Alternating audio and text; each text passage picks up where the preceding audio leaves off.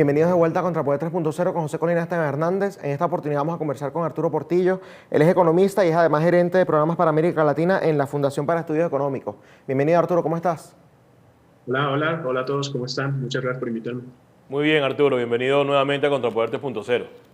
Gracias, José.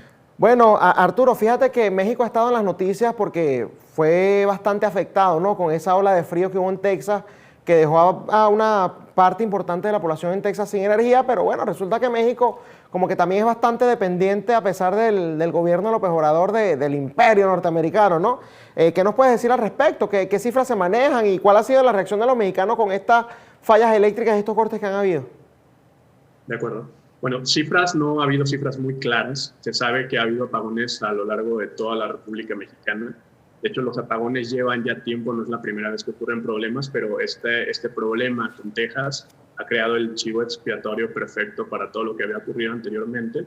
Y es que a pesar de que el tema del congelamiento de diferentes ductos de gas que surtían a México y la decisión del gobernador de Texas de dejar de enviar gas, que no fue propiamente así, pero que la ciudadanía mexicana lo entendió de esa forma, a México, pues le ha dado todas las herramientas que necesitaba Andrés Manuel López Obrador para justificar la ineficacia de una empresa eléctrica que no sirve. Y esa dependencia que mencionas al gas tejano se debe principalmente a que, por un lado, construye esa narrativa de que nos dejaron muy mal y él está intentando mejorarlo todo, pero lo cierto es que durante los primeros años de su sexenio, Andrés Manuel se dedicó a desmantelar todos los sistemas de extracción de gas natural que teníamos en México. ¿Por qué? Porque él está intentando transicionar a un sistema de energía que está basado en carbón. Entonces, tiene una idea de reforma energética muy anticuada, que ya les voy a contar un poco más adelante sobre eso, y que ha formado parte de esa política pública del gobierno en términos energéticos, pero que ha podido utilizar, como todo lo que pasa, como una especie de plataforma para catapultar su lenguaje y su narrativa, que ya conocemos bastante bien. Y ahora bien, ¿los mexicanos se han creído esta narrativa? ¿Los mexicanos han comprado estas mentiras? ¿O los mexicanos están ahorita molestos por todo eso que han tenido que sufrir y que todavía creo que están sufriendo algunos, ¿no?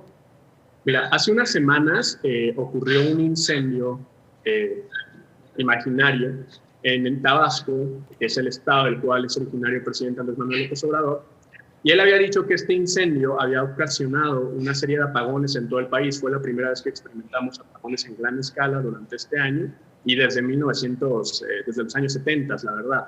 Entonces, cuando ocurrió este problema del incendio, del supuesto incendio, Andrés Manuel lo adjudicó directamente a las fallas energéticas que estábamos teniendo, para lo cual el gobernador del estado, que cabe mencionar, el gobernador del estado de Tabasco, es del partido del presidente Andrés Manuel López Obrador, salió a decir que no ocurrió ningún incendio y que ningún incendio de nivel de una magnitud considerable ocurrió cerca de las instalaciones que López Obrador mencionaba era responsable de los apagones que estaban pasando. Esa fue la primera mentira que nos dijo sobre los apagones hace unas semanas, cuando todavía esto del frente frío no estaba como parte de los problemas que teníamos en términos de distribución de energía eléctrica en México.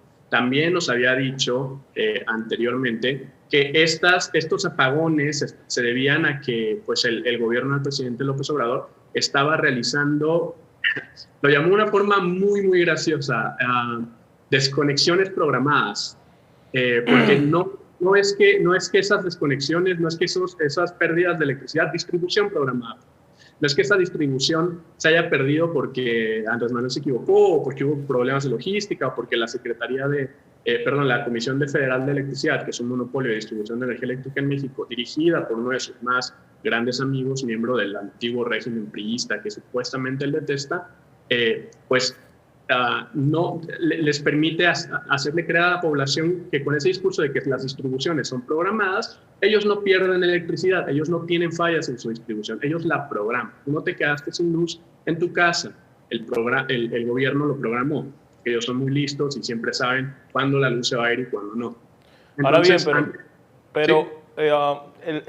Esa discrepancia que hay entre lo que dice López Obrador y lo que dicen sus gobernadores, y vuelvo a insistir en la pregunta que hizo Esteban, no genera ninguna reacción en la población. O sea, la población se siente engañada, no le presta atención, no le interesa, se acostumbran a que no haya luz y que bueno, que le metan cualquier cuento.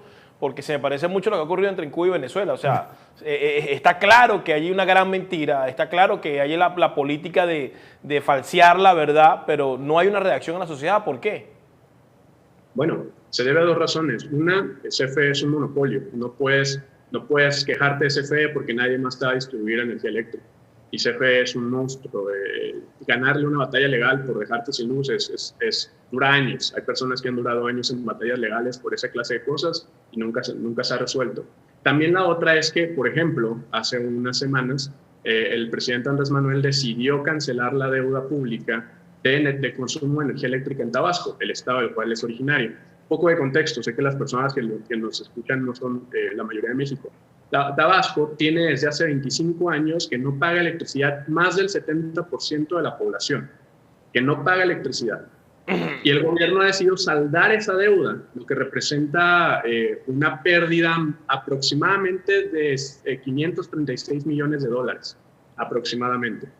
Y esa clase de decisiones que toma de cancelarles la deuda eléctrica a los pobladores del estado, del cual él es puntero, él es el favorito de todos, es el mesías de la región, pues bueno, forma parte de los incentivos que él le da a los votantes de no se quejen, les voy a dar energía eléctrica gratis, que todos nosotros vamos a pagar con impuestos, pero así los apacigua. Entonces, cuando surge una noticia como esta de que el gobernador del mismo estado ha dicho que el incendio no fue real y que el incendio no provocó ninguna falla, de haber existido un incendio en un nivel, una magnitud, él lo que hace es, ok, les perdono la deuda de luz de 536 millones de dólares que han acumulado durante 25 años y problema resuelto, ya no se quejan, ya no hay problema, ya no me van a recordar este tema, vamos a hablar de cómo les perdonamos la deuda, no de cómo les mentí. Claro, por supuesto, ahora entiendo, claro, las medidas que toma, como todos los regímenes socialistas y de izquierda, tapan una crisis con un pañito de agua tibia ahí, porque al final los pobladores no van a tener que volver a pagar, entonces se van a volver a endeudar y otra vez el gobierno, si sigue López Obrador ahí, tendrá que desembolsillar la plata. Y creo que hay dos cosas, hay uno que tapar la crisis como tal, ¿no? Con ese tipo de noticias, me imagino que el presidente o el dueño de esa empresa debe ser amigo de él, porque la verdad es que yo no entiendo cómo pueden llegar a ese punto. Y fíjate Manuel Bartlett formaba parte de los gobiernos del PRI en los años 80, 90 y 70.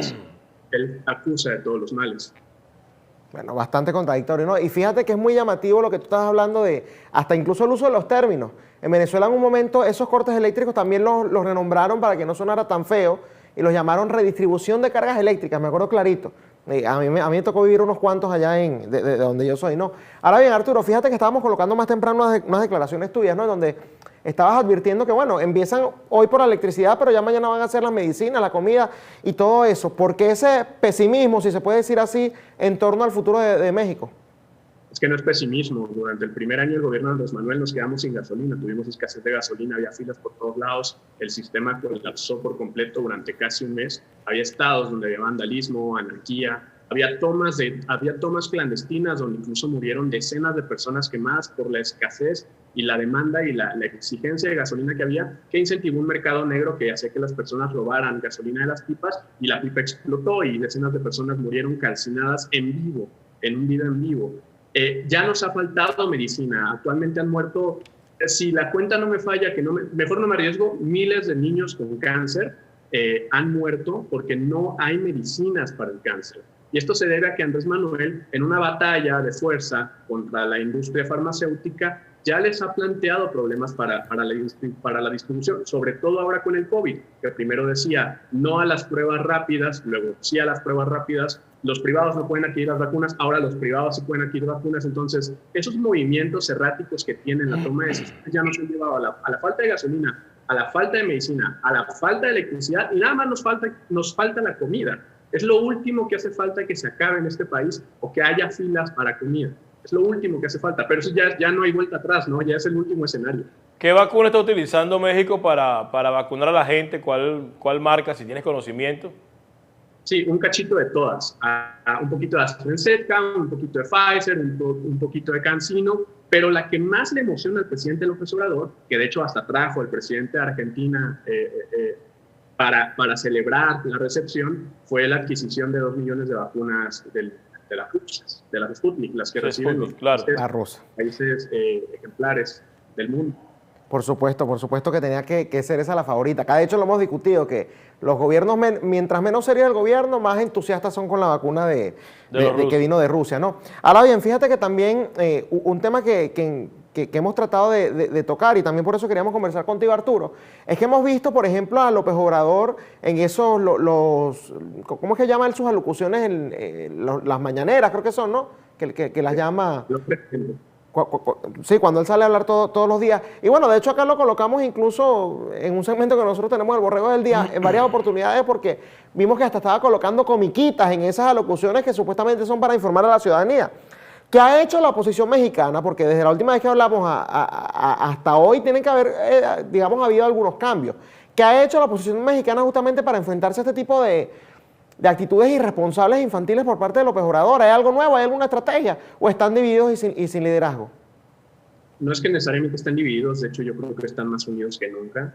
Han creado un frente que se llama México Va, Sí por México, que lo que pretende es que los tres partidos políticos dominantes, además adicional a Morena, se unan, PRI, PRD y PAN, que es la derecha, la medio izquierda y la medio centro, para hacer un frente opositor. Pero esto no ha generado más que burlas para la población, porque siempre. Y la estrategia ha sido reaccionaria, todo lo que hace Andrés Manuel, ellos siguen la agenda, y eso es el problema. Ahora, han tenido algo de fuerza últimamente porque las metidas de pata del presidente han sido tantas que les ha dado recursos de sobra, armas de sobra para atacar, pero como llaman a los líderes de antaño, a los que ya ni siquiera creíamos que seguían respirando de la política, pues la gente no se emociona, simplemente los vemos como el vocero de la noticia, de la oposición, pero realmente no hay una estrategia concreta. En este momento se está celebrando el desarrollo de una reforma energética, no estoy seguro si ya pasó a votación porque era hace unos instantes en México, pero esta reforma energética pretende, de manera innovadora y nunca antes vista, dos soluciones para el problema energético de México. Uno, otorgarle un monopolio aún mayor a CFE, que ya era un monopolio, y la segunda, volver a la producción de electricidad a base de carbón. Muy innovador. Y eso lo han tomado la oposición para atacar un poco y buscar una forma de contrarrestar el efecto de esa reforma energética en México y que la población realmente se ponga en contra de ello, porque dicen que esto va a incrementar las tarifas de la luz y tal, pero realmente no hay una estrategia. Es verlos desenfocados, descentralizados, completamente perdidos. Yo esperaría que sí, pero lamentablemente hasta el momento no han sido una oposición firme. Bastante lamentable eso que nos comentas, y bueno, si esto sigue el camino por el que va, México no se va, y yo sé que siempre lo advertimos, pero si no se hacen las cosas distintas, los resultados evidentemente van a ser los mismos, y si México sigue este camino que está tomando ahorita, va entonces a seguir los pasos de Venezuela, lamentablemente. Esperemos que quizás estos políticos viejos, ¿no? Y como tú los llamaste de antaño, se alejen de la política y que realmente empiecen a surgir movimientos y activistas emergentes que puedan de una u otra manera hacerle frente con ideas innovadoras a este desastre que está haciendo López Obrador y que lamentablemente no consigue ningún obstáculo allí que lo detenga. Muchas gracias, Arturo, por habernos acompañado hoy en Contrapoder 3.0. Gracias por invitarme. Gracias, Arturo Portillo, por haber estado con nosotros. Era Arturo Portillo, activista mexicano, economista, ¿no? Economista. Siempre con sus apreciaciones muy claras y muy directas sobre México. La verdad que cada vez que lo entrevistamos, la conclusión es la misma.